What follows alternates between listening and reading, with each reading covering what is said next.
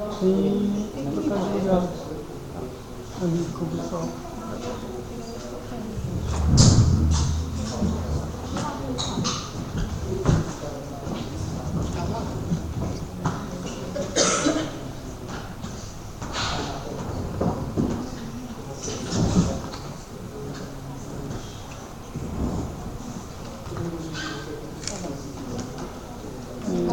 Esta pena é tua? Não? Algum já não estão aqui representados? Aquela coisinha branca, já encara a minha mesa. Não, é do Jacobés. é capaz, deve ser. Ainda está aí, o Jacobés. Não, vai ser do Ana. Foi? Então.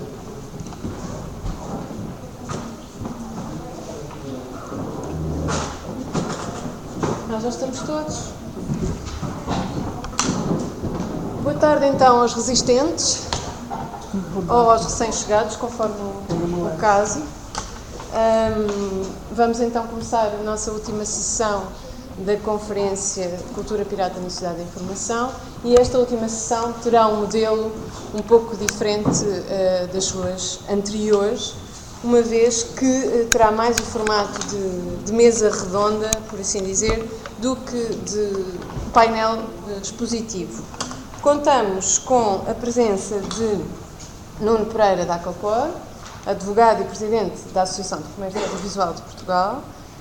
Em seguida irá falar Rui Seabra da ANSOL, da Associação Nacional para Software Livre. Seguindo-se Eduardo Simões, da Direção-Geral da AFP, a Associação Fonográfica Portuguesa. E, por fim, André Rosa, do Movimento Partido Pirata Português. Não sei, talvez seja interessante ter uma apresentação mais pequena, de forma a conseguirmos ter mais tempo de debate. Será mais interessante tentar a pluralidade de visões que se espera, podemos sempre ter surpresas, não é? Mas que se espera desta mesa. Muito obrigada. Não está a funcionar, o projetor, não? Não está. Tem que dar o power. Onde é que ele está? Está desligado. Está ligado. Não, espera aí. Tiraste o... pois é. Sem carga é difícil.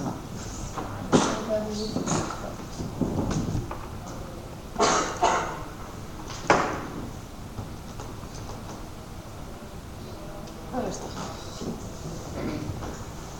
Boa tarde a todos.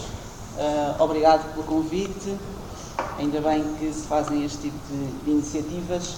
É importante, é um assunto que nos interessa e que julgo que tem uma importância vital neste momento em que a nossa sociedade está a atravessar. Dizer-vos que a indústria cultural na Europa representa 3% do seu PIB, 500 mil milhões de euros de valor de mercado, e são 6 milhões de postos de trabalho que é gerado através da indústria cultural. É muita gente a trabalhar nesta indústria, são muitos postos de trabalho que estão em causa. É verdade que a diversidade cultural está ameaçada. Ouvi aqui teses diferentes durante a manhã, mas a verdade, e os números assim o dizem, a edição é da Obercom, está cá, não está o Jorge. Este quadro indica claramente que os vídeos licenciados entre 2001 e 2010 estão a decrescer desde 2005 e atualmente, em 2010, as edições já estão próximas daquilo que acontecia em 2001, ou seja, quando praticamente apareceu o DVD. E, portanto, isto dá uma ideia de que é real que, com a pirataria instalada, que os conteúdos tendem a ser menos. O cinema também está a ser afetado, menos. Há várias explicações para isso, mas também está a ser afetado. Em 2010 houve uma subida, efetivamente, contrariou a descida de 3 anos consecutivos. Este fenómeno teve a ver claramente com o fenómeno 3D, que foi uma novidade em 2010, surgiu com muita força e inflacionou claramente os ingressos no cinema, sendo que este valor aqui de 2011 é um valor estimado, porque ainda não chegamos ao fim do ano, mas estamos a cair cerca de 7% e, portanto, é estimável que atingimos 14 milhões e 400 mil espectadores em 2011, portanto, desde que é contabilizado, portanto, desde 2004, é expectável que em 2011 seja um número mais reduzido. Os videoclubes que a nossa associação representa, também eles vêm a crescer. Aqui não temos nenhum ano de subida, estamos a cair continuamente e, portanto, desde 2007 para 2010 somos praticamente metade daquilo que éramos e, portanto, isto tem uma explicação muito óbvia, como teremos a oportunidade de falar mais à frente. Há quem diga que esta transferência tem a ver com a migração para o digital e para os votos. Este gráfico demonstra que claramente isso não é verdade. Em 2008, e portanto só estamos a falar aqui em 3 anos, em 2008 o valor andava na casa, só do aluguer, obviamente, 14 milhões e meio de euros. Hoje, entre VOD e aluguer físico, são 8,8 milhões de euros. Portanto, o VOD, o aluguer digital, não consegue de forma nenhuma estancar a quebra do formato físico. As razões que nós descortinamos é efetivamente o acesso massificado às obras de forma gratuita, uma lei inadequada, o fracasso das campanhas de sensibilização, que já duram há muitos e muitos anos, e uma absoluta e total ausência de fiscalização. Irei falar disso já de seguida. O acesso massificado às obras de forma gratuita, há várias explicações para isso. Primeiro, o incentivo por parte das operadoras para as descargas ilegais das obras protegidas. Ainda agora está a correr uma campanha, por exemplo, da TMN, onde se ouve de forma clara: puxa o filme, marca ou puxa o filme, e portanto é óbvio que as descargas ilegais são um negócio, e provavelmente não são um negócio para os atores do próprio mercado, mas sim para as operadoras de internet. As velocidades cada vez maiores oferecidas pelos ISPs, a oferta de tráfego ilimitado por parte dos ISPs e a disponibilização das obras na internet, muitas vezes em simultâneo com a exibição em cinema. Eu quero deixar claro que o problema não está nem nas velocidades, nem na oferta. Isto por si, enfim, não temos nada contra que as velocidades sejam cada vez maiores e que as ofertas de tráfego limitado sejam uma prática corrente. O problema está nas suas utilizações e depois da deficiente ou da nula investigação e inspeção sobre aquilo que é efetivamente feito através das redes. A média de tráfego mensal na internet por cliente em 2011, isto dados da Anacom, são 27 gigas, portanto, em média, cada cliente de um operador consome 27 gigabytes, o que, para aqueles que têm uma mínima noção daquilo que é o circuito normal e o peso de tráfego, é indiciador de que existe muita gente com o computador ligado 24 horas por dia a fazer descargas. A atual lei é uma lei inadequada. A atual lei criminaliza quer o download ilegal, quer o upload ilegal. Julgo que vamos ter uma discussão sobre isto dentro em breve. Não tenho dúvidas nenhumas que a atual lei penaliza quer uma, quer outra. Querer enquadrar o download sem autorização na figura da cópia privada é manifesta e claramente abusiva.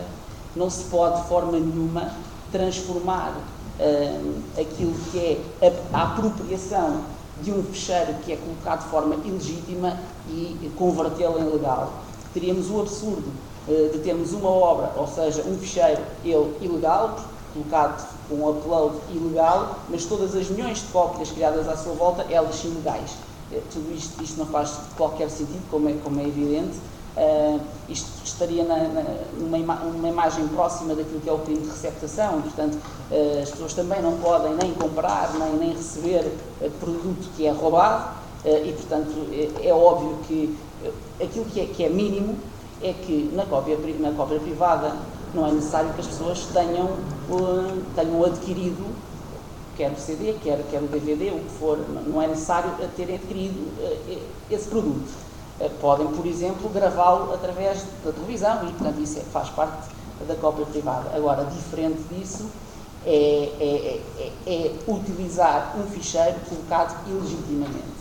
Portanto, a fonte, ela própria, tem que ser legal para estarmos perante uma cópia privada, como é evidente, ou parece-me evidente.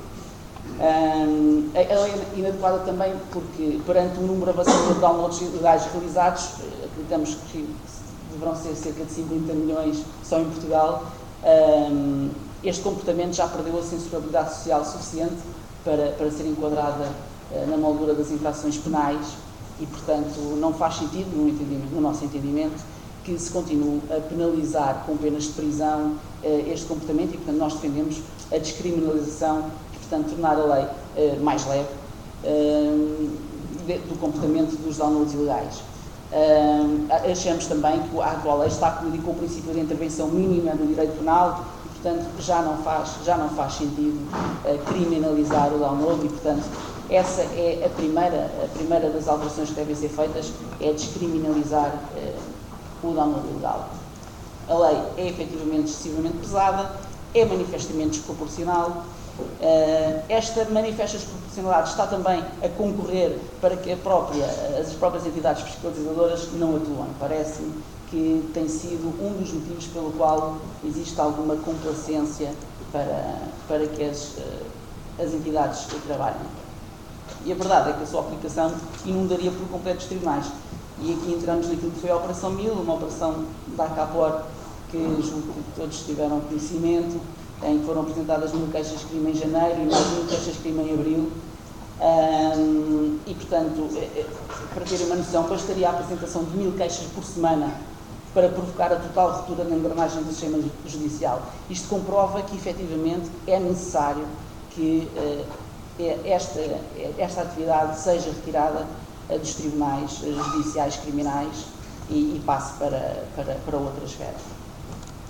A aplicação escrupulosa da lei deverá levar agora o Ministério Público a requerer junto dos ISPs a identificação de titulares das contas daqueles 2000 clientes, deverá ainda suscitar a emissão de 2000 mandatos de busca domiciliárias para a apreensão de computadores, posteriormente são feitas perícias aos 2000 computadores em causa, ter-se ainda de identificar o concreto do download ilegal, enfim. Todo este processo é efetivamente excessivo, é moroso, não faz sentido e é desproporcional. E, portanto, a ACAPOR está a trabalhar já há algum tempo para que a primeira das medidas seja a alteração da lei. O fracasso das campanhas de sensibilização, enfim, ninguém é contra as campanhas de sensibilização, por si só não funcionam. Já tem mais de 20 anos enfim, não tem sido de todo possível alterar mentalidades, provavelmente, e acreditamos nós, porque é necessário que a campanha de sensibilização seja acompanhada por uma lei que contenha um caráter sancionatório. E, portanto, ninguém entende uma campanha de sensibilização quando, efetivamente, não há uma lei que sancione os comportamentos por ela provocados. Eu recordo-me que havia campanhas de sensibilização para o uso do cinto de segurança, mas, efetivamente, as pessoas só se mentalizaram que o tinham que utilizar quando começaram a ser aplicadas coimas sobre esse comportamento, e acho que aqui passa-se mais ou menos a mesma coisa. A repressão da lei concorre para a objetividade das campanhas de sensibilização, esta é a nossa teoria. Existe uma absoluta e total ausência de fiscalização, provavelmente este será o problema mais grave, acompanhado obviamente pela lei inadequada que temos nas dezenas de milhares de páginas dos relatórios da IGAC, eles são públicos, qualquer pessoa pode aceder a eles, não existe uma única linha de combate da IGAC à pirataria online e, portanto, aquilo que se passa é que enfim, não existe qualquer tipo de controle, nem o protocolo, enfim, o Eduardo Simões está aqui, portanto ele irá falar sobre isso seguramente, nem sequer o protocolo que foi assinado entre a AFP e a IGAC altura que quer que seja, o protocolo já tem praticamente 10 meses, e continua a não haver qualquer tipo de atividade por parte da IGAC no controle deste problema. Mesmo os pedidos de providências restritivas, enfim, o caso da ACAPOR que pediu à IGAC para bloquear o acesso ao Pirate Bay, utilizando para isso a lei de comércio eletrónica, portanto, no nosso entendimento, aquilo que já foi feito em Espanha agora, a lei SINT já existe em Portugal desde 2004 e, portanto, foi nesse sentido que nós pedimos o bloqueio do Pirate Bay. E a verdade é que, apesar da IGAC não ter dito nunca, e nós já o perguntámos diretamente, não ter dito nunca, ou seja, não têm competência para o fazer, o certo é que não fazem, nem deixam fazer, e, portanto, deixam o problema colocar-se e já durar 10 meses, vamos ver onde é que vai acabar. Também o Ministério Público não toma qualquer iniciativa, apesar de se tratar de um crime público, o Ministério Público não toma qualquer medida proativa e, portanto, não está nas redes peer-to-peer, não está na internet a fazer nem investigação, nem o que quer que seja nesta matéria. Desta maneira, a indústria está à sua mercê, a ausência de fiscalização gera um sentimento de impunidade que refere de morte qualquer indústria, seja ela qual for. Esta situação inibe ainda o desenvolvimento de comércio online legal, algumas das críticas de que, efetivamente, é necessário uma maior oferta, para isso é preciso os empresários e quem investe neste setor ter confiança, que é aquilo que neste momento não tem.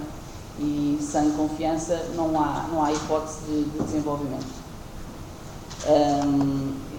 Nós já provámos que, efetivamente, este sentimento de impunidade é bem real.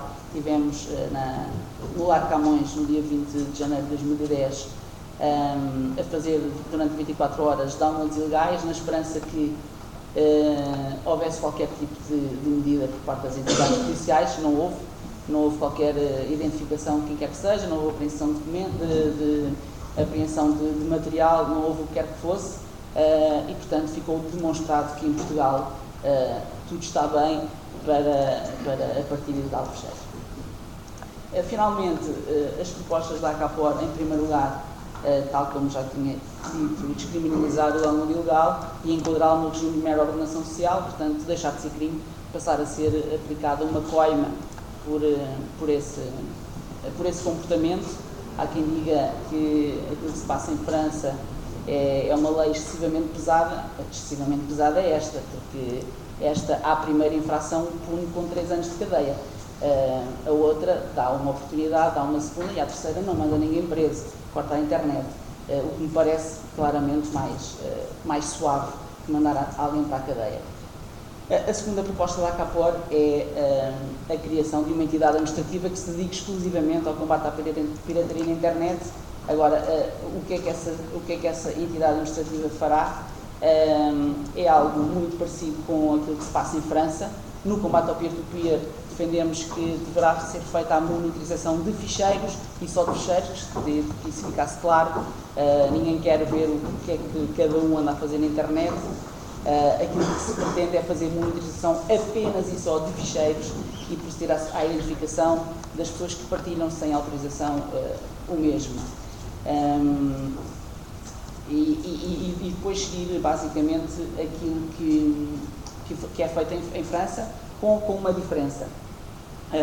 Em França, à terceira detecção é cortado o acesso à internet. A ACAPOR defende que essa sanção pode ser substituída, não vemos qualquer tipo de problema, por uma diminuição do limite de tráfego durante o período sancionatório, 6 meses, o que for, ou, em alternativa, limitar a velocidade de download também durante algum período, durante o período em que as pessoas estiverem sancionadas, e, portanto, não defendemos que seja absolutamente necessário o corte de acesso à internet.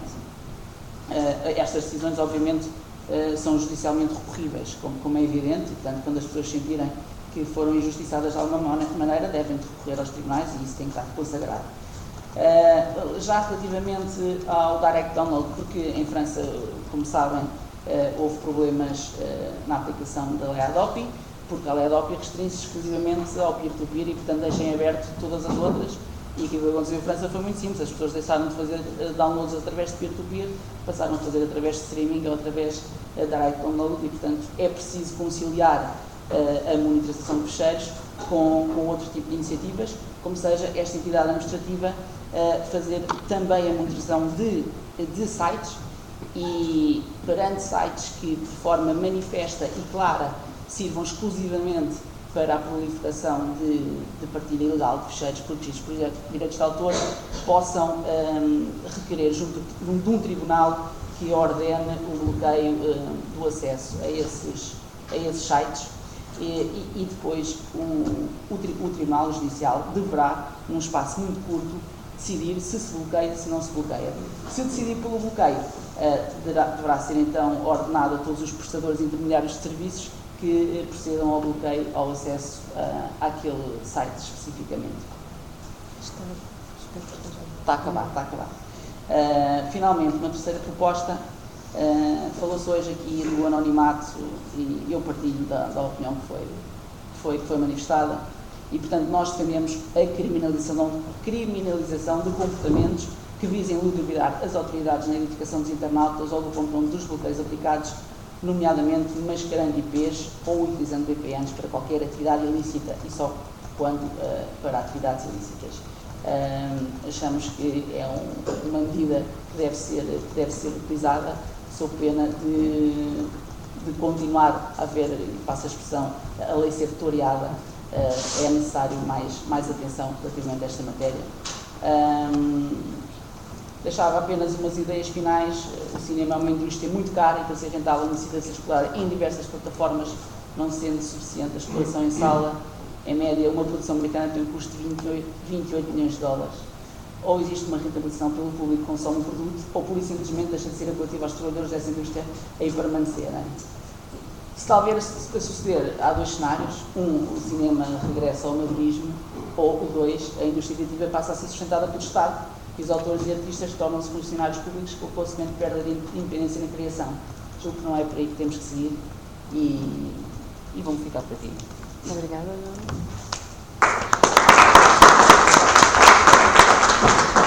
Passamos então para o Rui. 10, um bocadinho menos que 10, era ótimo. Eu sou o Rui Seabra, venho da Associação Nacional para o Software Livre, do Paulo Brasil, e vou começar por dar um bocadinho da minha experiência pessoal como utilizador de software livre. Eu era uma pessoa que comprava entre 2 a 4 CDs por mês. Comecei a deixar de comprar CDs porque começaram a não tocar nos meus equipamentos. Atualmente, uma quantidade suficiente de CDs acabou por ficar dentro deste âmbito e eu decidi deixar de parecer um maluquinho quando ia às lojas e dizia: desculpe, mas eu quero abrir a caixa para verificar que tem lá o logotipo de compacto e que realmente é um CD e não um disco com aquelas corrupções de formato que andam a tentar começar a vender. Eventualmente desisti dessa figura e simplesmente deixei de comprar CDs. Só com CDs que souber que são CDs e preferencialmente diretamente às bandas.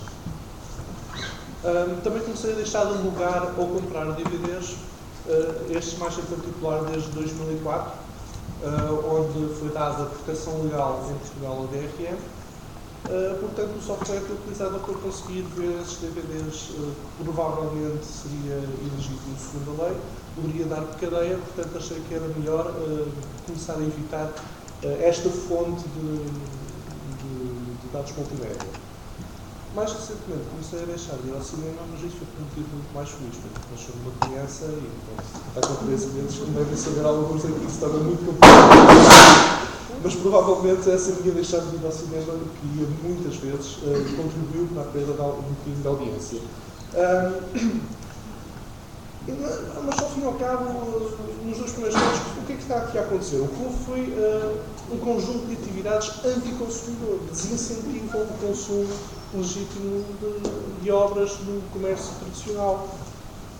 Porquê? Porque o DRM é uma medida que me impede de usufruir direitos meus que estão consagrados na lei, através da imposição de vontades do detentor do formato ou do produtor do formato que está ali. No cinema também me sentia bastante ofendido quando via algumas mensagens agressivas, tentavam dizer que as pessoas eram muito más se estivessem a copiar, porque é a mesma coisa que roubar, matar, e ainda por cima tinham uma atitude que me faz lembrar que felizmente não vivi nessa altura, mas li sobre o assunto e faz lembrar a altura em que se queria as crianças para denunciar quando vissem alguém na sala, por exemplo, sei lá, presumo eu, como é que eu normalmente brincava e dizia: em vez de falsete, eu vi, está ali. A gente se ria na sala, não é evidente.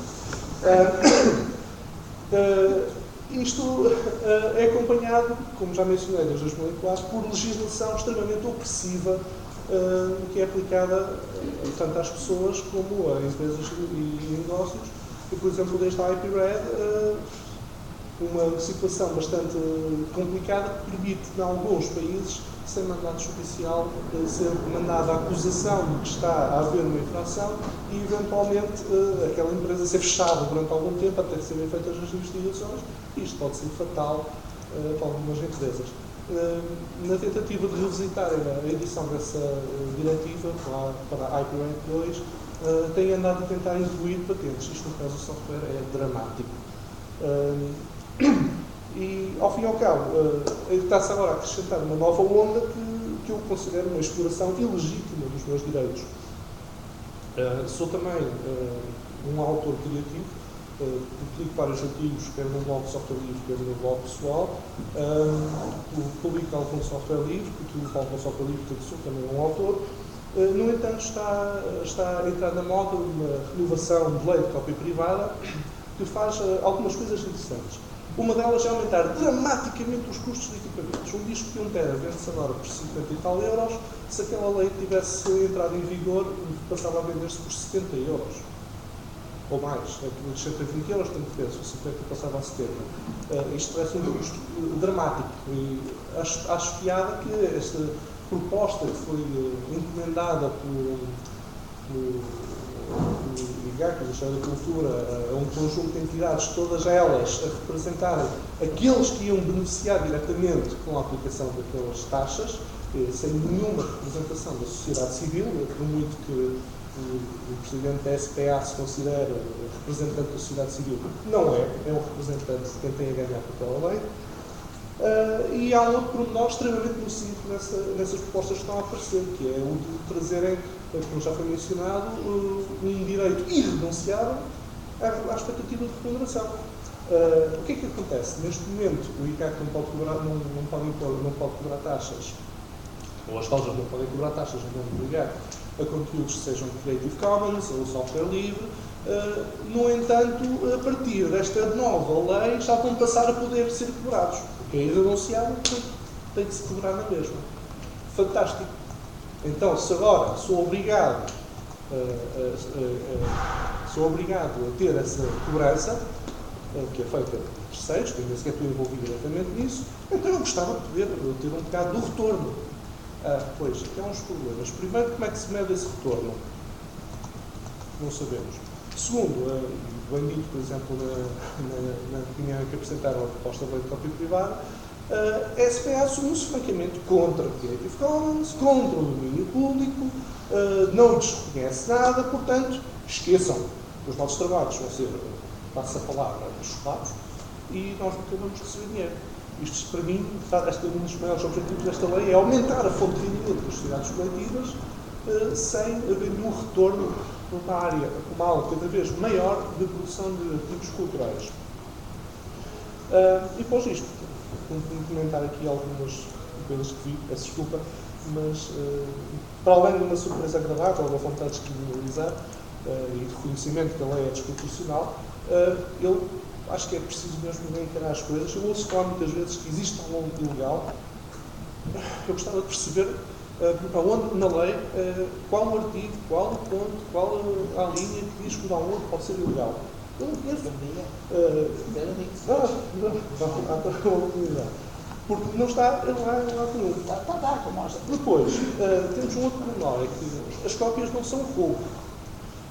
Uma pessoa, quando copia, está a duplicar um trabalho. Portanto, digamos que se trata o equivalente do milagre da multiplicação dos pães e dos peixes, e isto aumenta muito a difusão. Se alguém tiver algumas dúvidas de como é que funcionam as cópias, há uma autora bastante engraçada, que é a Nina Paley, que fez uma animação que explica o que é que são as cópias e como é que elas funcionam. É espetacular. E também uma certa vontade, contudo, mais negativa, que é de trazer um bloqueio de sites e substituir a resposta gradual com reduzir os tráfegos, reduzir as velocidades, criminalização do uso de VPNs ou máscaras de IP para esconder a atividade ilícita. Bom, aqui subscreve são os pequenos comentários que são relativamente importantes, que é preocupa uma entidade administrativa significa que vai ser alguém com uma autoridade muito abstrata, com um processo pouco transparente e pouco documentado de como é que vai funcionar. Trata-se também de poder autorizar coimas em cima de nós por alguém que não é uma força de autoridade. Não gosta do DGB? Pois não. E temos também aqui um pequeno problema que a sexta resposta gradual que está a ser promovida significa um bocado começar a tornar as pessoas não tanto excluídos da rede, mas apenas os pobrezinhos da rede, porque depois as pessoas que quiserem participar de uma data de atividades vão ter imensos problemas com essa eletricidade. Quanto à parte da criminalização, na PPR, máscara de pesca para ocultar a atividade ilícita, isto trata-se depois de um domínio de dados mesmo completo, porque como é que conseguem distinguir se é uma atividade ilícita? Isto é uma PPR, o objetivo é este. Portanto, eu vou ficar por aqui, porque a gente podia passar para o debate e outras coisas. Obrigada.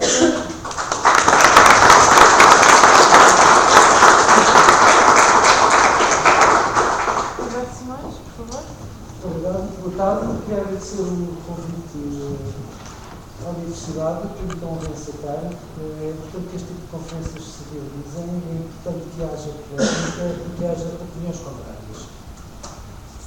Que elas sejam discutidas.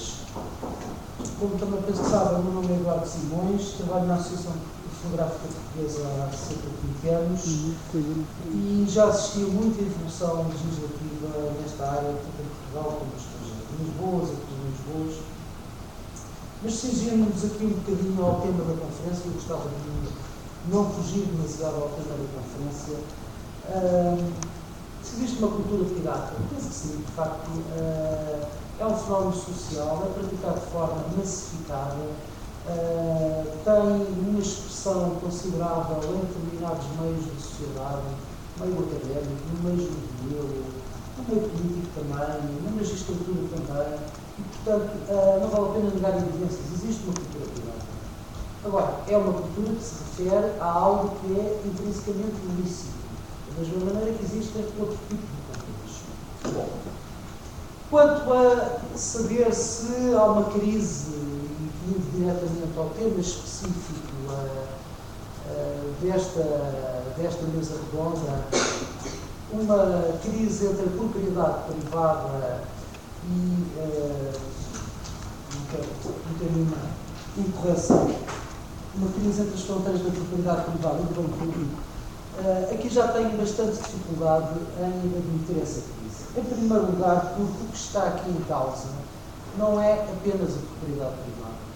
Reduzir esta questão a direitos de propriedade é um absurdo, porque em muitas, não digo em todas, mas em muitas situações de violações de direito na internet, nós temos em causa uma série de direitos. Podem ser direitos de propriedade intelectual, como temos estado aqui a falar ao longo desta mesa redonda, direitos de autor, direitos conexos, direitos de produtores, por aí fora, mas há muitos outros tipos de direitos que são postos em causa, como seja o direito à imagem, o direito ao bom nome, o direito a tornar acessível e a publicar as obras que uma pessoa escreve. Portanto, há outros direitos em causa, não esquecendo também o direito à liberdade de iniciativa e ao empreendedorismo, palavra difícil que eu não gosto de dizer tanto. E, portanto, há aqui um universo muito para além do mero direito de propriedade. Até porque esta distinção também importa fazer. O direito de propriedade, na sua acessão mais comum, refere-se a bens físicos. Fulano é proprietário de um edifício, é proprietário de um carro, e estamos a falar de bens imateriais. Aliás, digo, uma grande parte do problema que se discute existe porque estes bens são intangíveis, porque não são bens físicos. Mesmo no tempo dos discos de vinil, não havia bens materiais. O bem era a gravação, que é um bem imaterial. Em relação a existir um bem público, eu tenho uma maior das dificuldades em ver a proteção de um alegado ou de um pseudo ao bem público em nome de uma ilegalidade massificada. Devo-vos dizer que não conheço nenhum país que tenha um grau mínimo de desenvolvimento e de organização que não deixe de condenar e de sancionar a pirataria, mesmo que de uma forma muito reduzida ou muito embrionária. E, portanto, acho, ou tenho a maior dificuldade, melhor dizendo, em concordar com a ideia de que haja aqui um bem público. Na minha opinião, não há qualquer bem público há uma situação social, pode haver uma cultura, mas propriamente o que existe não é uma cultura. Dito isto, o que eu entendo que se passa não é uma crise. Acho que assim é uma falência dos modelos e dos meios postos à defesa dos direitos de propriedade intelectual, no caso concreto, como se diz relativamente a uma realidade tecnológica que avança a uma velocidade muito maior do que pode avançar o direito. Mas isso também vos digo que é uma constante, e foi sempre uma constante do direito de autor. Ainda há pouco me percebeu, falava da cópia privada. A lei da cópia privada nasce nos anos 60 na Alemanha, com o advento dos gravadores de cassetes. E, portanto, já surge 1, 2, 3, 4 anos depois de os gravadores de cassetes estarem disponíveis de forma massificada nas modalidades digitais. E, portanto, qualquer outro exemplo que se pegue, seja em tempos mais regulados, a Convenção Universal do Direito de Autor, seja convenções sobre marcas e patentes, os tratados mais importantes da Organização Mundial da Propriedade Intelectual, vêm sempre depois das realidades que têm regular. E vêm com algum atraso, apesar de muitas vezes esse atraso ser inferior a outras realidades reguladas por lei. O que é que eu quero dizer com isto? Aquilo que já tentei explicar. É uma realidade tecnológica que evolui muito rapidamente.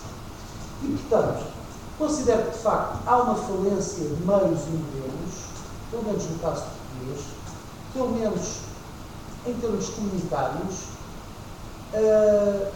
Posso-vos dizer também que o sentido de preservação de uma alegada cultura pirata não é o sentido que os movimentos legislativos internacionais têm tido nas últimas décadas. A União Europeia, com muito atraso, tem vindo a reagir. A Organização Mundial da Propriedade Intelectual, com mais ou menos atraso, também tem reagido. E, hoje em dia, o que temos são legislações que utilizaram precisamente o contrário. Ou seja, aumentar a proteção de direitos para as realidades tecnológicas dos dias de hoje. De resto, bem a propósito, estamos a 6 de outubro, há 15 dias foi aprovada uma diretiva europeia que precisamente vai estender a proteção de artistas, músicos e produtores de 50 a 70 anos. Por outro lado, também vos digo que tenho a maior dificuldade em aceitar que, se ninguém, por exemplo, tem dúvidas em condenar a injúria, a difamação, o insulto, quando perpetrados no meio físico, através de um jornal, através de conversas, através de atos públicos, porque é que atos dessa natureza devem deixar de merecer censura social só porque são praticados na internet? Este exemplo aplica-se, depois necessárias adaptações, ao problema que se vive na indústria do trabalho. E, portanto, há uma muito maior censurabilidade da venda da cassete pirata, ou do DVD pirata, ou do CD pirata, do que relativamente à disponibilização e à fornição ilegal de obras através da internet. É um problema, certamente, de cunho sociológico. Penso que é uma questão interessante, mas, de facto, não vejo grande consistência teórica neste tipo de construções e de argumentos para se conseguir inverter a situação e as tendências atuais no plano legislativo. Claro que no caso português as coisas são sempre um bocadinho piores do que lá fora. País pequeno, periférico, onde há o mau hábito de se terem iniciativas legislativas a reboque de instituições europeias. Ainda no ano passado, na altura, a ministra Gabriela Caravilhos dizia que para resolver o problema da internet não podia fazer nada porque a União Europeia não tinha decidido nada. e na altura escrevi a perguntar como é que tinham feito a Inglaterra e a França para regular problemas da internet, e até hoje está à espera de resposta. E, portanto, temos uma série de fatores que em Portugal, eu já me referi a eles, contribuem para que o problema seja especialmente agravado. Claro que uns podem dizer, os mais fervorosos adeptos da pirataria podem dizer que isto é um problema de empresas, é um problema de artistas ricos, enfim, o discurso habitual. A questão é que isto é um problema cultural. Portanto, desaparecendo a indústria onde eu trabalho, e não tenho porque a gente descansados, o que fica é repertório estrangeiro, seja brasileiro, seja americano, seja bom, seja mau. Ficarão algumas produções residuais de música portuguesa, porque os meios para produzir e vender e dar a conhecer gravações ainda hoje não são acessíveis a qualquer cidadão. São muito poucos os exemplos na música de artistas que se tenham feito por si sós. Conheço o caso dos Gift e sinceramente não me lembro mais nenhum. São questões que há que pensar. Posso-vos dizer aqui com curiosidade. Há uma artista portuguesa chamada Mirrors, chegou a ter 3 milhões de cliques no YouTube. Chegou a ser a terceira mais visionada em determinados períodos no YouTube. Não vendeu um disco, não conseguiu um contrato para gravar e participa numa produção infantil muito bem feita, por acaso. Mas isto só para dizer que a internet não substitui o trabalho das editoras discográficas. Dito isto, gostava de vos dizer que, obviamente, isso não será surpresa para ninguém, o que defendemos é a chamada resposta gradual. A resposta gradual está em alguns países já em vigor, na Europa, em França e na Grã-Bretanha, noutras paragens, Extremo Oriente, Nova Zelândia, Coreia, e começa a ter duas facetas distintas. Uma em regime de heterorregulação, onde são os próprios Estados que, através dos poderes legislativos, têm feito leis, no caso de França, no caso da Grã-Bretanha, embora aí tenha havido um diálogo muito extenso com os interessados nesta matéria. Este ano fomos surpreendidos com um caso de autorregulação nos Estados Unidos, em julho deste ano, quando os principais ESPs entraram num acordo com as associações representativas de tipos de direitos, de música, televisão, vídeo e por aí fora, fizeram um acordo de autorregulação para envio de notificações, em princípio com um grau de censuratório muito baixo, mas enfim, é para a realidade americana, estou convencido que foi um passo extremamente positivo. Curiosamente, os próprios Estados Unidos tinham tido, o ano passado, uma iniciativa de heterorregulação, com o Higher Education Opportunity Act, que não é mais do que a resposta gradual aplicada aos campos das universidades americanas nas redes escolares, e portanto começamos a assistir aqui a algumas tendências interessantes do ponto de vista do direito e da forma como as coisas aparecem. Há também um caso interessante na Irlanda, onde, à boca do tribunal, o maior ISP irlandês concordou em entrar num regime de autorregulação em resposta gradual. O ISP em questão é a IPOM, igualmente Portugal Telecom, e, portanto, são desenvolvimentos que considero muito importantes. Bem, isto a propósito de dizer que, e aqui já não é tanto uma questão de opinião, é uma questão de facto, não há qualquer tipo de regulação ou de alteração da situação relativamente à internet sem intervenção dos ISPs, seja ela voluntária ou forçada. E, portanto, os ISPs neste momento são entidades um pouco divididas. Nos últimos 10 anos foram, durante a maior parte do tempo, empresas que exploravam telecomunicações, estavam responsabilizados em termos cíveis pela transposição que foi feita da Lei do Comércio Eletrónico em Portugal e, portanto, não queriam nem saber dos problemas de pirataria, embora estivessem, obviamente, na posição de dizer publicamente. Agora, mais recentemente, há coisa de 2 anos, a situação começou-se a alterar com a saturação do mercado de venda de acessos. E, portanto, o preço dos acessos de internet, dificilmente descerá muito mais do que já desceu.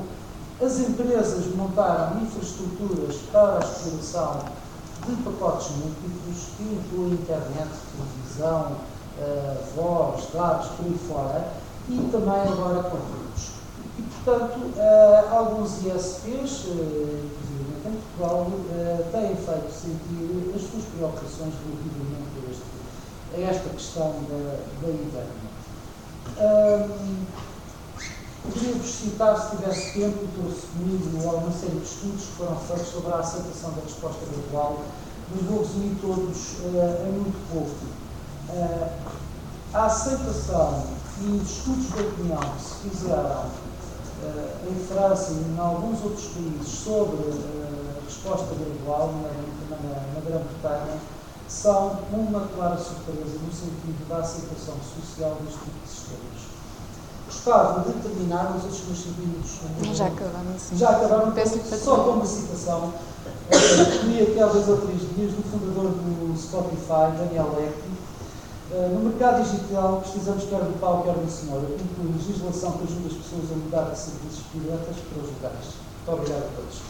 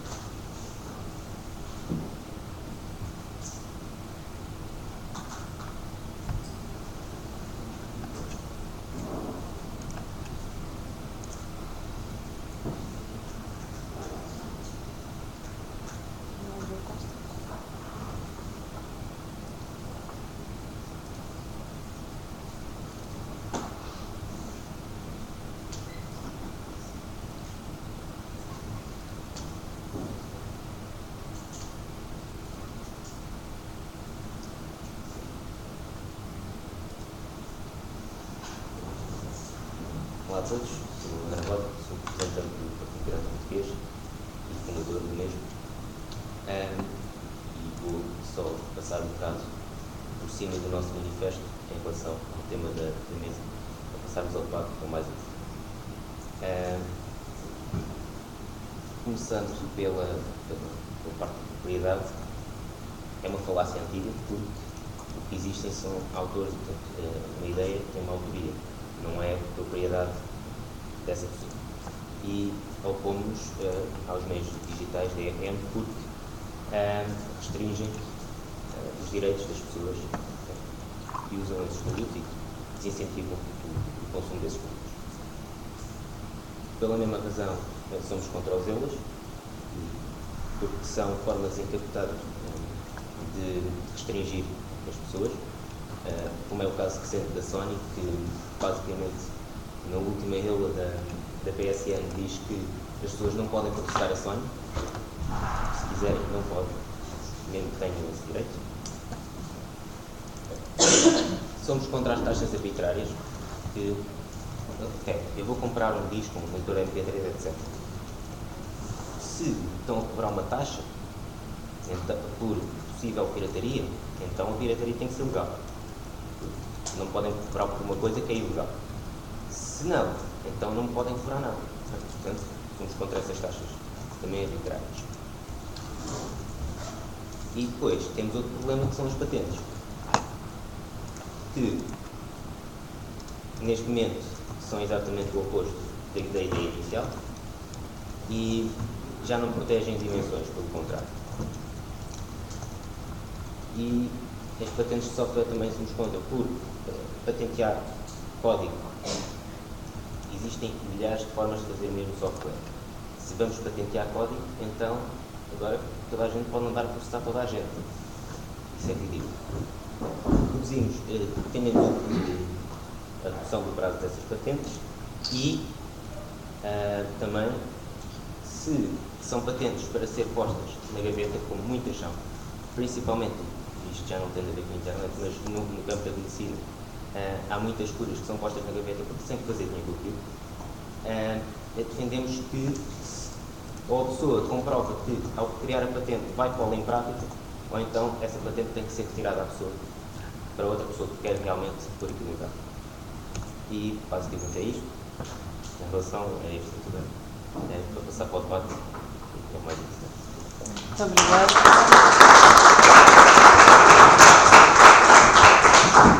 Vou talvez pegar em algumas... Ui! Jesus!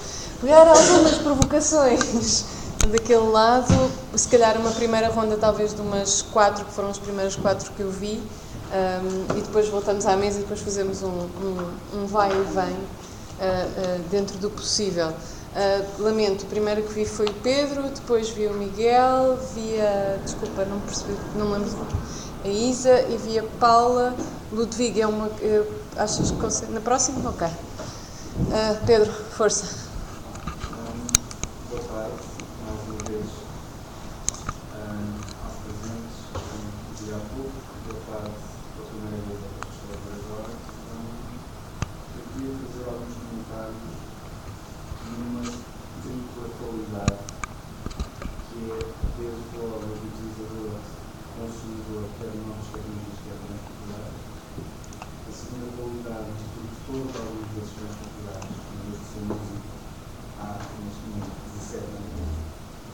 E terceiro, a qualidade de investigador e docente na área da audiovisual e multimédia, no sentido mais estrito, e da comunicação, e das sociologias, a cultura da comunicação, no sentido mais geral.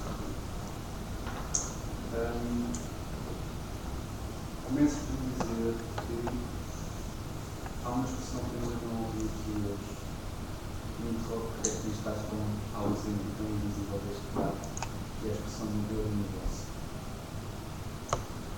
Parece-me que não é inocente a sua audiência, porque a expressão tende a ter uma comunicação demasiado negativa e algumas sentidos muito minimizadas, mas penso que é decidida para pôr em perspectiva algumas das coisas que estão ditas aqui, nomeadamente aquelas que se prendem mais com a restrição dos direitos dos utilizadores, que é um eufemismo que eu prefiro à ideia de defesa de direito de autor.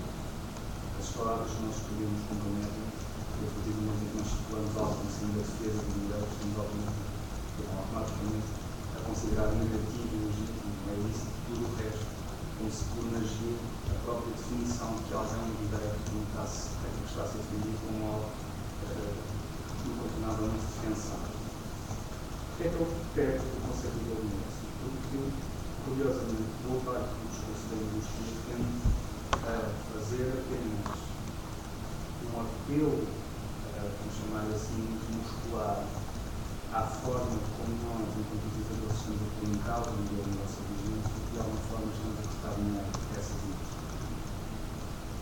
E é curioso que o façam, porque parece que dizer dessa forma coloca longe a responsabilidade apenas do utilizador, que, e agora digo eu palavras de mim, deixou de ser a ovelha submissa que consumia como vizinho e as formas que eram consideradas legítimas. Ao contrário do que muita gente na indústria gosta de apresentar, o advento das tecnologias e do que elas nunca viram, quer na sua produção, quer na sua recepção, não é uma torneira que não possa controlar, deixando passar apenas espaço na informação de um conjunto. Como já foi dito aqui, não é a indústria que compete a legislação, ainda que tenha competido desde que foi criado o exercício de pressão lobby sobre o legislador, praticamente alguns que reconhecer diferentes para a produção que fizeram melhor. Ponto segundo, em relação ao conceito do modelo de negócio, que ele está a falir, já toda a gente percebeu. O que nem toda a gente percebeu, e sobretudo lá na indústria, é que o problema não é que os consumidores estejam consumindo de forma ilícita. É que a rigidez rinde das indústrias para se adaptar às formas como nós queremos consumir é basicamente zero. E pior do que isso é fazer tábua rasa de que os dados de consumo em plataformas digitais até estão a divertir as perdas que a indústria sofreu pelo sofrido, mas raramente as limitações explícitas em são gráficos, ou seja, é muito tradicional ver o céu gráfico que é a demonização do internauta, que é o internauta, que deve ser sacada a responsabilidade. A pluralidade de intermediários que muita gente tem colocado entre o produtor e o consumidor, todos eles têm de ser partes de sistemas à escola, não é difícil de entender. Normalmente esses gráficos não faz parte da tendência oposta que é de plataformas digitais ou aumento da receita taxada. Portanto, e para não deixar grandes dúvidas em relação a isto, acho que boa parte da atitude da indústria cultural, seja ela musical, cinematográfica ou outra, não pode ser caracterizada desta forma que não absolutamente correta.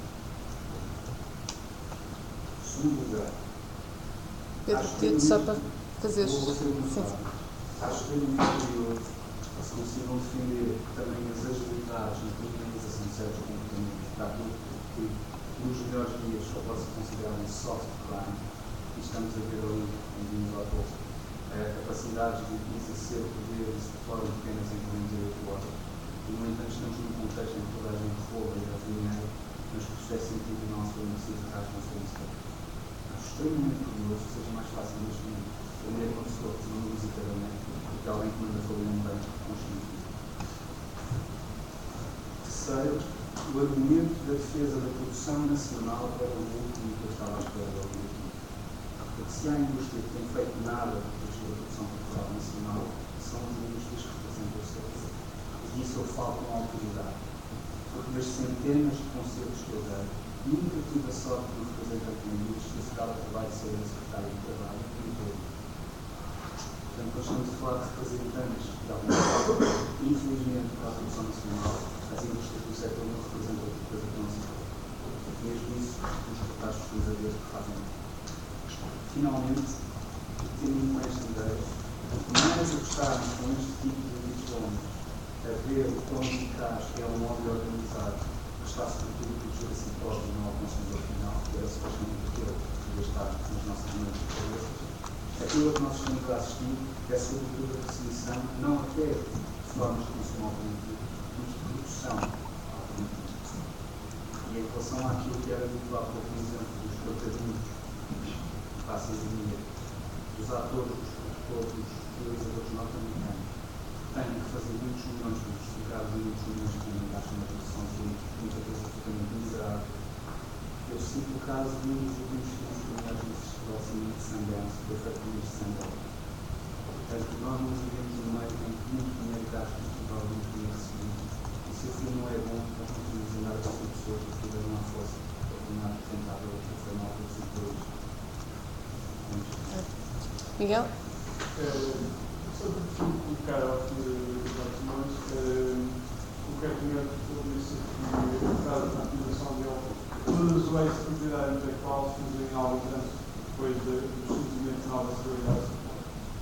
Eu gostaria de colocar a questão se isso não revela, digamos assim, constante inutilidade das leis de copyright, concretamente, de propriedade intelectual, porque são leis que estão permanentemente imperfeitas, estão sempre ser atualizadas, precisam sempre ser melhoradas, modificadas, reduzidas.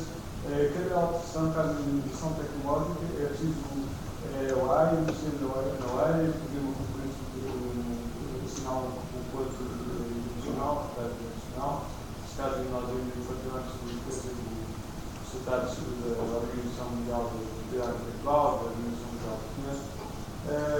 Isto tem sido, sim, com certeza, desde o surgimento do copyright, em 1710. No entanto, é curioso que noutros termos do direito isso não acontece tanto. Na maior parte, se formos explicar direito de copyright, também explicamos, certificados, sofrem mais modificações. Isto não seria sinal, um indício para a indústria pensar que algo está mal de raiz no próprio conceito, no próprio modelo de copyright. Só que eu gostaria de colocar aí já é uma questão de Eduardo Simões disse que os únicos cientistas que conseguiram, os únicos cientistas nacionais que conseguiram internacionalizar ligar-se lá fora foram os livros que foram com o apoio de uma editora. Sem o apoio do editor, tudo bem, eu sou artístico que, sem o apoio completo, sem o apoio de nenhuma grande editora, aliás, eu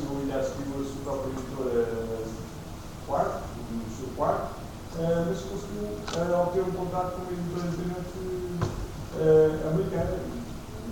Se calhar aqui no presidente, o Diabo Souza foi o criador da Medfal. Começou a publicar as obras de outros amigos, segundo o licença de Económicos, e hoje em dia conseguiu, talvez, precisamente, devido ao seu trabalho, devido ao facto de ter disponibilizado o seu trabalho na internet, que conseguiu esse contrato de chegar como editora independente dos Estados Unidos. Esse exemplo não mostra que, de facto, o papel de promoção, mesmo de promoção, já não digo produção, essa produção ninguém consegue, já não pega, se o papel de promoção das editoras não é posto em causa, mesmo a nível nacional. Portanto, são essas duas questões. Sobre a desadequação permanente do direito, copyright, e sobre esta questão cientista que se conseguiu lançar lá fora sem o apoio de qualquer editora do circuito comercial, aliás, sem o apoio do sistema de copyright. Isa? No primeiro lugar, o senhor falou sobre as propostas da ARCOM e entre elas falou sobre a necessidade de identificar o usuário que faz esses downloads ilegais. Eu gostaria de saber como seria feita essa identificação, porque no mínimo isso implica monitoramento da atividade do usuário.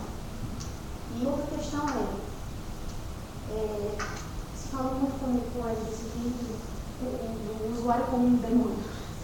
Como é que fica o fornecedor da internet nessa história? Porque a gente só fala do usuário, o usuário é punido, o usuário paga coima, o usuário vai preso, enfim. E como é que fica o fornecedor desse acesso à internet?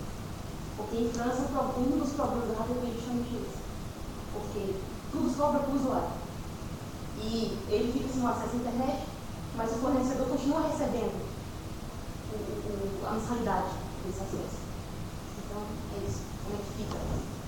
Paula, acabar esta ronda? Eu tenho duas questões, especificamente para a doutora Moreira, que dizem respeito especificamente também à apresentação, são coisas que eu não percebi. A primeira é um slide onde o doutor diz que a diversidade cultural está ameaçada. E a seguir mostra-nos o número de DVDs licenciados, mostra-nos que o número de DVDs licenciados está a diminuir. E a seguir conclui que os conteúdos tendem a ser menos. Eu uso a internet todos os dias para trabalho e ainda assim, todos os dias, vejo novos conteúdos culturais a serem produzidos. A minha pergunta é como é que, a partir da diminuição do número de DVDs licenciados, o senhor conclui que os conteúdos tendem a ser menos nos dias de hoje. A minha segunda questão tem a ver com um slide em que dizia que o cinema está a ser afetado, em que diz que o número de espectadores de cinema em Portugal está a diminuir e depois associa isso a alguns milhões de euros, salvo erro. Não associa isso a euros para mostrar outra vez o site? Não, enfim. Sim, Paula. Mas é só espectadores. De facto, Só espectadores. Eu vi euros e ia fazer essa. É preciso notar que, apesar, isto são dados do ICA, todos os anos os jornais, desde 2004, 2005, todos os anos têm notícias a dizer que os espectadores de cinema em Portugal estão a diminuir, exceto em 2010, porque de 2009 para 2010 houve um aumento de espectadores no cinema. Vamos lá ver, ainda não saiu o anuário de 2011, portanto, talvez em 2011 também aumente, não sei. Já diminuiu 7% até agora. Vamos ver, o Natal, sabe que... Também os números são taxas iguais. Pode não compensar. Mas é preciso notar que desde 2004 a receita do cinema tem sempre aumentado. Portanto, como é que o cinema está a ser afetado? Eu diria, porque de facto eu concordo que é mau haver menos espectadores no cinema, porque isso significa que há menos pessoas a ver filmes. Isso é mau para a sociedade. Mas eu não estou a ver como é que isto afeta o cinema, porque o cinema continua a dar lucro. Quem não tem acesso aos filmes são as pessoas, com certeza com o preço dos bilhetes deixam de ir. Vamos fazer, se calhar, uma ordem da mesa inversa. Começa o André, quem não tiver muita coisa para dizer, ou não se sinta... Não, acabou o André, Eduardo, Rui e por fim. Tens algum contributo? São? Ok. Eduardo? Eu tenho aqui uma série de perguntas, eu peço desculpa o seu nome. Pedro? Pedro Neto. Pedro Neto colocou aqui uma questão que eu já lhe mostrei no final. A expressão modelo de negócio só não a referi porque não tive tempo. Está escrita quer no texto, quer nos tópicos. E porquê? Em primeiro lugar, devo dizer com toda a frontalidade que a associação que eu representa editoras que são sociedades comerciais. Por definição, visam lucro. E, portanto, isto de uma forma muito clara. Buscam lucro. O que não quer dizer que não façam um investimento e não tenham direito a ter um retorno desse investimento. Se os produtos que lançarem no mercado, e se as obras que lançarem no mercado, eu não gosto da expressão produtos, para bens culturais, tiveram aceitação por parte. E sobre o modelo de negócio, o que é que eu tinha para dizer? Olha, que durante os últimos 10 anos eu assisti a um discurso estafado, sobretudo por parte da Comissão Europeia, que dizia, bom, isto de facto a pirataria é um problema, o que é preciso é fazer pedagogia, informação, formação, promover a literacia do direito de autor, que é uma expressão que me custa a dizer, e alterar modelos de negócio. E, de facto, há 10 anos, a indústria discográfica estava na idade da pedra. Eu reconheço, não tenho problema nenhum nisso. Levou muito tempo a reagir à questão da disponibilização das obras através da internet. No fundo, só se mexeram quando apareceu o iTunes, o senhor que faleceu, infelizmente, com um projeto que se percebeu logo que tinha grande sucesso, e, portanto, a questão da alteração do modelo negocial começou a processar-se há cerca de 5 anos e continua a processar-se. E, portanto, nós viemos há 5 anos praticamente, a única coisa que tínhamos em termos de oferta legal era o download do álbum. Só que uma primeira grande diferença. Já pensaram que antes da internet, quem quisesse uma música, ou o desaparecimento do mercado de singles, tinha que comprar o álbum inteiro. Hoje em dia as pessoas compram a música que quiserem, a quantidade de faixas do álbum que quiserem.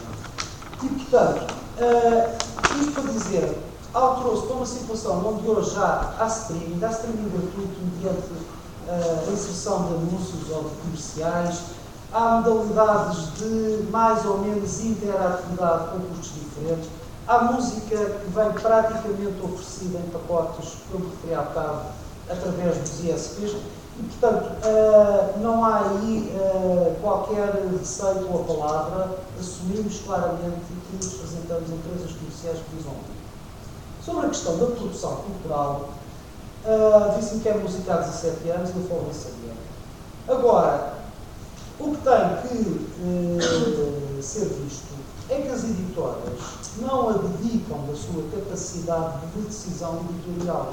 E, portanto, editam o que querem, da mesma maneira que, em autoprodução, cada um edita o que quiser.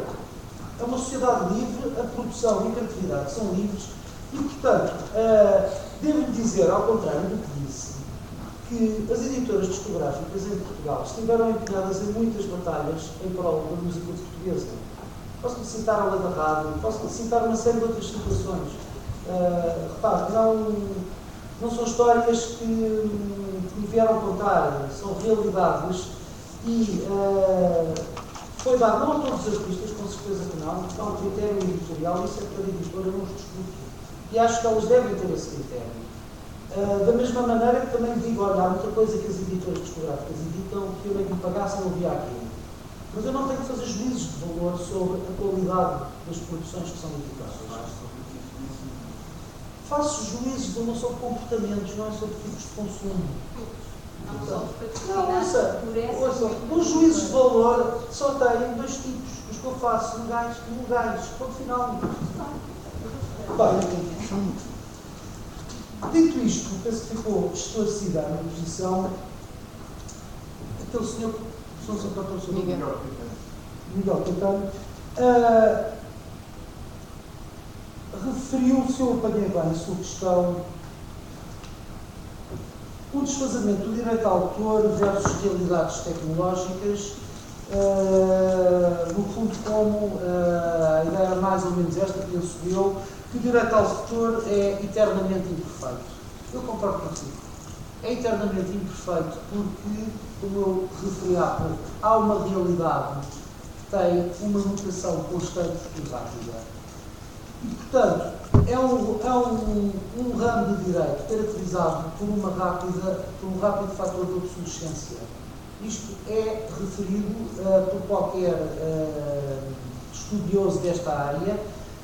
Não é uma questão de hoje, é uma questão que eu posso dizer que é de sempre. É evidente que com os meios digitais tudo se acelerou.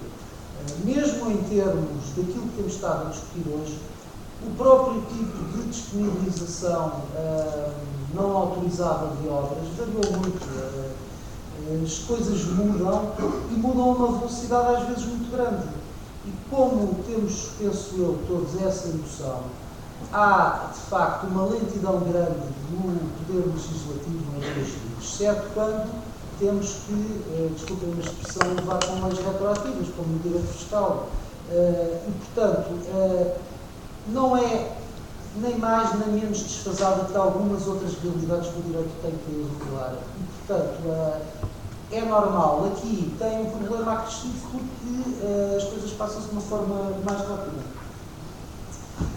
Sobre o caso que referiu, sinceramente não conheço, do sucesso sem apoio de editoras, ainda bem que sucedeu, e digo sinceramente. O que eu quis referir, por exemplo, dos livros, foi o único caso, nem era bem de internacionalização, era de sucesso discográfico e de sucesso em termos do número de espetáculos que dão em Portugal, que de facto é o único caso que eu conheço que tenha tido tanto sucesso sem estar integrado numa editora. Agora, devo dizer que os GIFT têm a distribuição, quer do seu produto físico, quer do seu produto digital, contratado com editoras. Mas, obviamente, eles é que controlam toda a gênese e produção do produto até ao consumidor.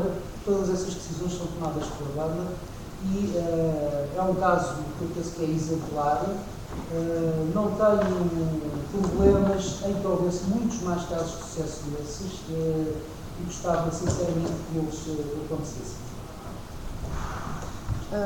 Rui, queres dar alguma... Chega e eu... As questões de modelo de negócio, há um pequeno fator que tem estado a acontecer. Embora alguns dos exemplos mais conhecidos sejam de bandas que ganharam um estatuto superior muito maior antes, enquanto estavam por trás de uma editora, também é um facto que os últimos 2 álbuns do Radiohead foram vendidos online e não apanhei nenhum contactos ou referências a respeito deste segundo ainda, mas lembro-me do primeiro deles terem dito que nunca fizeram tanto dinheiro com a venda de álbuns quando venderam diretamente. E quando venderam diretamente era daí o seu preço.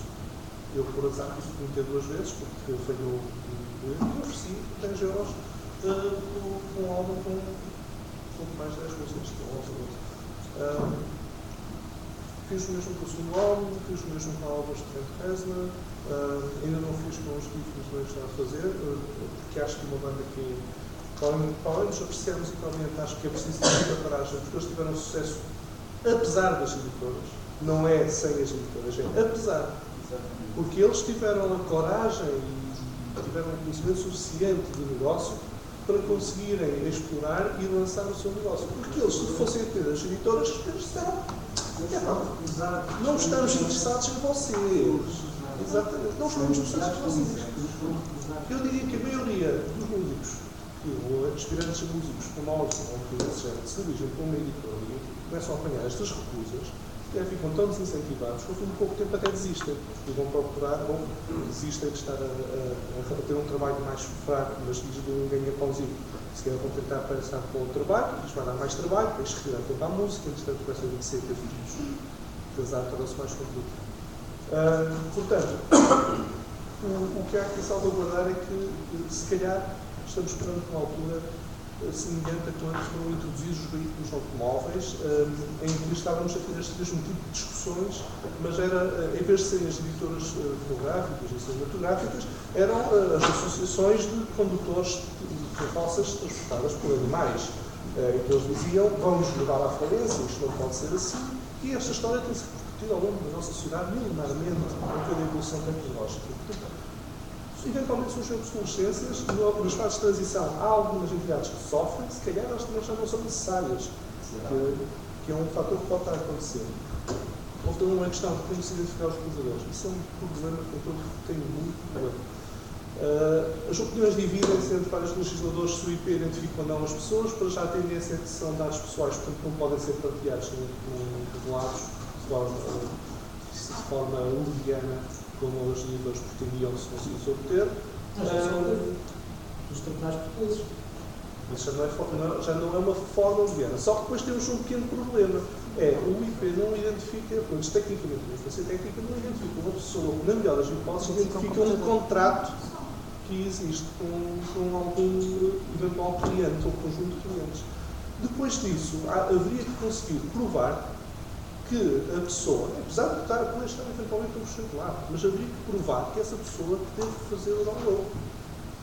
E isto assumindo que fosse ilegal, porque são injustiças.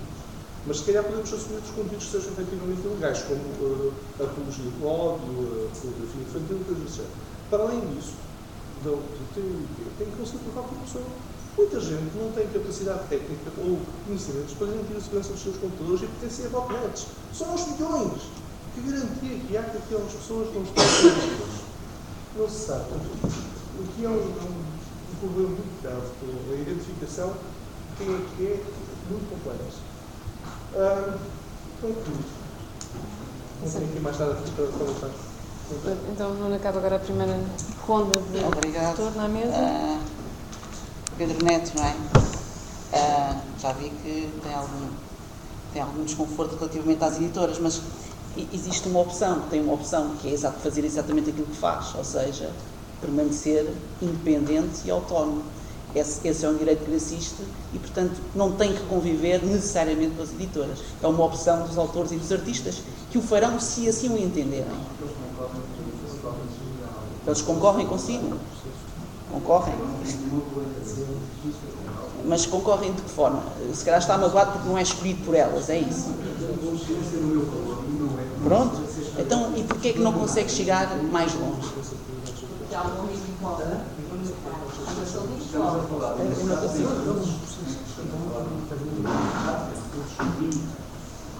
As horas de utilização disponível de parte do produto são limitadas. Eu não tenho os mesmos recursos que uma editora, na maior parte dos casos. As editoras são muitas vezes um filtro, provavelmente é por isso, Pedro. Provavelmente é por isso.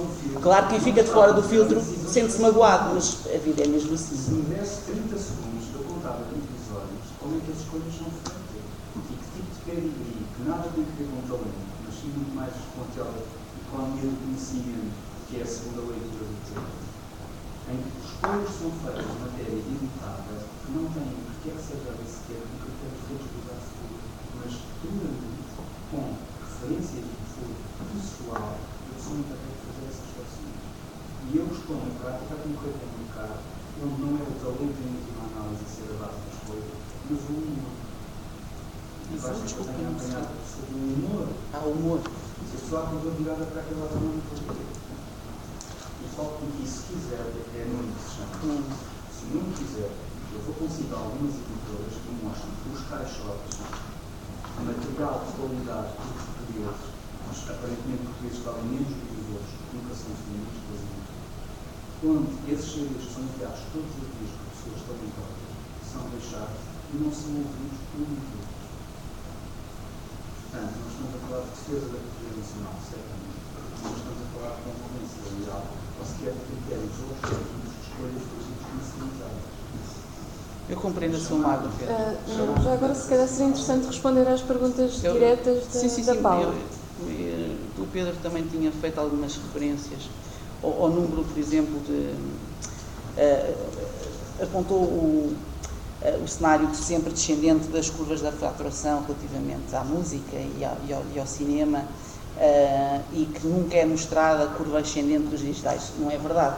Se consulta as indicações, por exemplo, da AFP, vê que as curvas também do digital estão a descer e em 2010 já desceram tanto. Sim, é uma questão. Sim, em 2010 vendeu-se menos música digital em Portugal do que em 2006.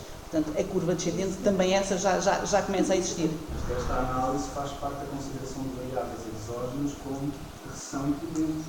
Não podemos acercar disso. Não, o Pedro que estava a dizer que não se mostrava a curva ascendente. Não existe, não podemos mostrar, Pedro. As circunstâncias em que ela é mostrada é que são. Eu não posso fazer uma elogio do consumo de Pedro, vamos tentar passar às outras perguntas para ver se ainda conseguimos que o Ludovico faça a dele e saímos daqui ainda a horas de... Só mais uma questão. Quanto às 48 horas, e porque é uma crítica direta à nossa proposta, às 48 horas não é para prender ninguém, é 48 horas para agir sobre sites. Mas, contrariamente ao que diz, há muita gente presa em 48 horas e todos eles presumivelmente inocentes, todos. E, portanto, é necessário que haja, de forma expedita...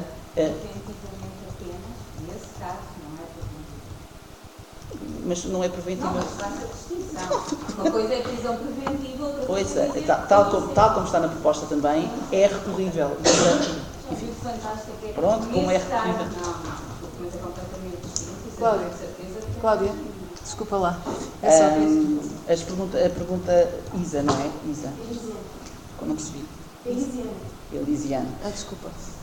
Elisiana. A forma de identificação, enfim, é muito simples, é exatamente como é feito em França, através da ADOP, e, portanto, há a captura dos IPs. Os IPs são dados, não são dados pessoais, contrariamente ao que já se disse aqui, são dados que ainda por cima são disponibilizados pelos próprios, e, portanto, aquilo que há é uma captura dos IPs. Nós defendemos que haja responsabilidade. É verdade que não identifica uma pessoa, daí não serem dados pessoais. Identifica uma ligação, quanto muito. E o que nós defendemos é, obviamente, que os titulares dos contratos devem ser responsáveis pelo seu uso, como existe em variedíssimas outras coisas. Relativamente à Paula Simões, diminuição dos conteúdos, o gráfico foi mostrado, enfim, fala por si. Efetivamente, os conteúdos que são editados em Portugal estão quase reduzidos a metade. Diz-me que circula na net outro tipo de conteúdos, eu acredito. Agora, aqueles que são editados e, portanto, que pertencem à indústria e que provavelmente, por pertencerem à indústria, são aqueles que são mais queridos pelo público, eles têm vindo a diminuir. Quanto à faturação... Mas então não pode concluir de uma forma geral que os conteúdos tendem a ser menos. Os conteúdos editados são cada vez menos. Quanto à faturação, a faturação do cinema tem subido, é verdade.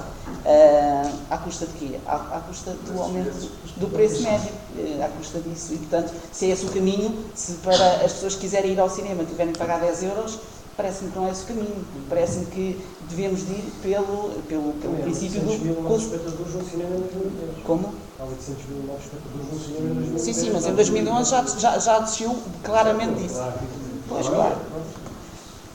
Acho que sim. Ludwig, vamos a isso. Mais alguma pergunta? Eu penso que só vou aceitar mais uma, porque para ver se conseguimos depois uma ronda rápida de resposta. Ludwig? Então, só um pequeno comentário ao Eduardo Simões, que falou assim de passagem do direito que as pessoas têm ao retorno do seu investimento. Eu queria só dizer que não há um direito a ter retorno de investimento. Há o direito de investir e depois será o mercado a decidir se há retorno ou não. E esse mercado, se é um mercado livre, é inconsistente com a reivindicação do monopólio. Ou temos um mercado livre, ou temos monopólios sobre a distribuição. Agora, o que eu queria, as perguntas que eu tenho, será para o Nuno Pereira, porque propõe que nós paguemos os nossos impostos uma entidade administrativa com o poder de ver que ficheiros é que nós partilhamos, multar-nos 500 euros ou mais cada vez que alguém se queixa do que estamos a partilhar e ainda por cima com o poder de limitar o acesso à internet a uma família inteira sempre que alguém nessa família viole esses ficheiros. E além disso criminalizar o anonimato. Portanto, as minhas duas perguntas é, primeiro, por que razão é que nós, sociedade, havemos de pagar uma coisa destas só para nos lixar a vida, digamos assim, apenas para proteger um negócio que parece-me é como os aguadeiros que havia antes, andavam com o barril a vender água, mas depois, quando toda a gente tinha água canalizada, já não era preciso isso. E além disso, se houver alguma razão para nós querermos uma entidade dessas, se essa legislação deve ser decidida entre a ACAPOR e o Ministério da Cultura, ou se deve permitir perguntar a todos nós se queremos, de facto, escolher proteger as associações de videoclubes e afins, ou podermos continuar a usar a internet sem levar multas de 500 euros e cortes e essas coisas. Última questão, desculpe, não... Em parte, é o que o Rico disse, até que ponto é legítimo transferir o custo da manutenção do modelo de negócio que está a falhar para toda a sociedade. Se estão a exigir impostos não eu queria privatizar, então, basicamente aqui para socializar os custos e privatizar o lucro. Ponto 2. A execução dessa ideia da VPN é extremamente cara, se possível, exige o nível de imputação usado está acima da maior parte dos países industrializados, para fazer isso em larga escala, portanto é um custo absurdo. Depois, como é que consegue justificar a modulação completa de todos os princípios do mundo ocidental, mas especialmente do mundo ocidental, do direito à privacidade e à correspondência, inclusive ao ensino legal, e apesar de comunicação, realmente, sem dados a criptografia da VPN, como é que algumas conseguem determinar o conteúdo e se realmente a atividade é legal ou não. E, novamente, como é que lidam com, eram os exemplos dos Estados Unidos, como é que, o que é que têm a dizer em relação à série de casos que foram para o tribunal, foram executados, e não é que veio-se a descobrir que nem sequer existia um computador naquela morada. Ou uma senhora idosa de, não lembro de idade, mas já reformada, e em última análise, desculpa, não me recordo o nome agora. Rui, Eduardo, André. A questão de conciliar esta exigência de manutenção deste modelo de negócio realmente com o facto de não só que existem casos isolados dentro da nossa sociedade, como exemplo, por exemplo, creio que a segunda ou terceira maior produtor de cinema neste momento é a Nigéria, que é um país onde não existe direito de autor, ponto que não há parágrafo. E existe uma indústria de branco que funciona, tem uma produção enorme, mas como os direitos de autor depois não existem porque não conseguem ser implementados. Okay. São as duas questões. Ponto 1, o preço, até agora, o preço que estamos a pagar, não só não é monetário, mas em nível de direitos básicos de liberdade dos cívicos básicos. Ponto 2, realmente, o que é que vale ter o investimento? Onde há demonstrações alternativas. Bem, o Nuno irá responder, depois o Eduardo, que foi interpelado diretamente também, e vocês quiserem fazer um comentário final. Peço-vos que sejam sucintos, lamento, o debate pode sempre ser melhor, mas estamos a aproximar-nos. Já passámos o fim há 10 minutos. Ludwig Tripal. Por que razão devemos pagar a uma entidade administrativa para nos lixar? Eu acho o mesmo relativamente à DGV. Multa-me quando eu ultrapasso o limite de tráfego. Pode matar pessoas, não é? Isso é diferente. Pois é. Eu quero que multem quem anda a 300 a hora, porque eu tenho filhos e também ando de carro e assim. E quando estaciona mal, também? Também, sim. Também. Se passa também. O carrinho bebê e está mal estacionado, exatamente. Isso prejudica a Inspeção-Geral de Finanças também gosta. Claro, gosta. Como é que vamos ter hospitais e como é que vamos ter cultura se não houver uma entidade que faça essa defesa? Cultura tem. Mas qual cultura? Podia só para não entrarmos demasiado em diálogo, porque assim não permite as respostas. Claro. Quanto, deixe-me cá ver, eu estava a questionar se seria entre a ACAPOR ou se seria entre a ACAPOR e o Ministério, não é seguramente, e o voto e o papel da própria dos cidadãos, enfim, a sociedade civil se mexa, como é óbvio, e portanto está aqui um exemplo de um movimento que obviamente terá todas as condições, assim se chega à frente e mostrem a cara e se responsabilizem para se apresentar em todos os círculos onde se movimentam estas questões e, portanto, é evidente que o Ministério da Cultura ou que o próprio Governo não irá tomar a iniciativa de ir falar com quem quer que seja. Tem que ser a própria sociedade civil a mexer-se. E espero que o faça, com toda a sinceridade. Relativamente, ali ao fundo, quanto às VPNs, eu sinceramente não entendi muito bem a sua questão. Basicamente, o preço para, digamos, cracar, entrar e verificar se os documentos são lícitos ou não são lícitos é financeiramente elevada e também direitos. Sim. Isto é apenas e só nos casos em que houver a detecção que houve uma ilegalidade, portanto, a posteriori, há uma criminalização acrescida daquele comportamento específico. Da mesma maneira, quando alguém, deixa-me só explicar, da mesma maneira, quando alguém comete um homicídio, se esconder o cadáver, há um outro crime associado e, portanto, que um não impede o outro. E aqui é a mesma coisa, sendo que nós, como já dissemos, não queremos de forma nenhuma que o download continue a ser crime. Então qual é o outro crime associado que vai ser usado como critério? Não é o crime, não é crime. O crime é agora. Qual é o dado que vai ser usado? Seja que há polícia for, seja que há polícia Como é que vão for. saber que é ilícito, pensar? Eu posso fazer 20 GB de downloads por mês e apenas porque estou a fazer, por exemplo, backups online, outro tipo de... Mas eu não estou a partir do... Por exemplo? Eu não estou a partir do momento em que é identificado que você cometeu qualquer tipo de ilegalidade. Mas como é que sabem que eu sou ilegalidade? Não vou ter Não, de todo. Tem que haver uma monitorização de fecheiros, como é óbvio. Ok. Vamos? Eu não vou mencionar quem colocou as questões, porque queria muito rapidamente responder a todas. O que eu disse sobre o direito ao investimento e à iniciativa e o direito aos meios é, obviamente, nos casos em que as edições tenham sucesso, não é nos casos dos mons, não é? Esses não há nada a fazer, é o risco do negócio. E, portanto, isso parece-me uma questão simples. Outra questão que eu ouvi referida, já não quem é que colocou, mas também tem importância a pergunta, não é impostos dos cidadãos para custear uma entidade administrativa para controlar este tipo de problemas. Eu só pergunto, eu não fiz contas, mas eu acho que é muito mais caro tratá-las através de tribunais criminais. Reservando os tribunais criminais unicamente para aqueles que não se conformam com a decisão da autoridade administrativa. É a única forma. Sobre a questão do cinema, o caso da Nigéria desconheci em absoluto, não é culpa, mas conheço, não sei se é o segundo, só o primeiro produtor mundial de cinema, a União Indiana, que está, se tudo se confirmar, a vésperas de ter uma lei de resposta legal. Muito obrigado. Rui?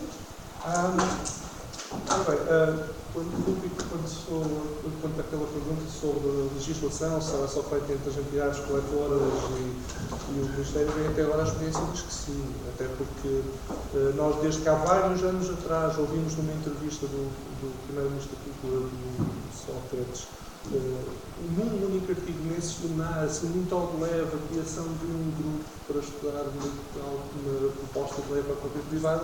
Nós, desde essa altura, que pedimos várias vezes aos ministros sucessivos, mas nós queríamos participar desse grupo. Bem, a primeira reação foi de surpresa, mas não se está tudo isto.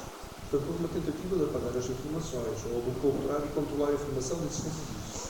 Segundo, foi saber a criação desse grupo, quem é que lá estava que não era exatamente uma parte interessada. Talvez a DEC. Mas a DEC esteve lá mesmo, segundo me disseram direto, que teve duas reuniões e nem abriu a boca, praticamente. Portanto, eu estou mesmo a ver que o que irá acontecer, a menos que haja talvez um esforço da vossa parte, já que têm contactos tão privilegiados, em apresentar, se calhar, um desejo de incluir a comunidade civil também nessas discussões das leis, porque somos parte interessada. Quanto às VPNs, estamos a falar do mesmo género de entidades e pessoas que durante anos investiram milhões na banha da cobra que é o DRM, que só tem força por mérito de leis que proíbem e criminalizam o vencimento do DRM, não por motivos tecnológicos, como toda a gente veio a perceber. E para finalizar, tenho aqui uma dica de uma pessoa que está a assistir online, que é o Nelson Cruz, que alerta que a New Rose, na realidade, foi aos Estados Unidos, gravou 2 singles e acabou por desistir e regressar para a Europa, porque segundo ela própria, numa entrevista do Circo à Meia-Noite, estavam aqui a escola numa nova Rihanna. Eu penso que isto não é um objetivo da maioria dos cientistas que realizar-se. Pronto, se calhar o caso não é tão one-sided como estava a ser apresentado. André, privilégio de terminar o painel. Só as perguntas que foram feitas, portanto, poder recordar, não é? Porque são as várias que a gente já faz desde que existimos, nos nossos vários artigos e que nunca foram respondidas, ou raramente são respondidas e que logo normalmente tentam abafar, até porque os meios de comunicação também não olham para os outros movimentos e olham só para os mais. Muito obrigada pela vossa participação, muito obrigada também ao público pelo entusiasmo. Vamos só uma palavrazinha final dos organizadores e podemos todos ir refletir e continuar a discutir online, offline, em todos os meios possíveis. Sim, é só 5 minutos, nem 5 minutos, mas aí nele só queríamos agradecer a paciência. Eu estou bem satisfeito com o que eu ouvi e o debate que foi realizado aqui. Obrigado pela última mesa em ter disposição de dividir o espaço, apesar de algumas ideias serem opostas ou em direções diferentes, e mesmo assim tiveram a disposição de partilharem o mesmo espaço. Eu acho que a democracia é boa por isso, não só por isso, mas fiquei muito satisfeito e muito obrigado pela participação. Se a Inês quiser falar alguma coisa. Não.